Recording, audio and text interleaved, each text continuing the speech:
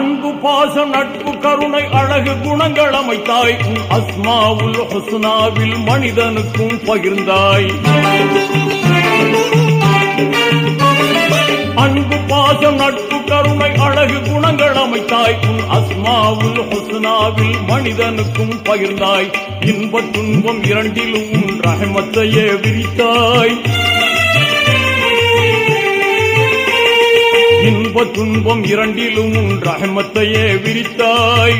அந்த உண்மை தன்னை உணர வைத்து உனது பக்கம் அழைத்தாய். யா அல்லாஹ் யா அல்லாஹ் சுப்ஹானல்லாஹ் யா அல்லாஹ் யா அல்லாஹ் சுப்ஹானல்லாஹ்.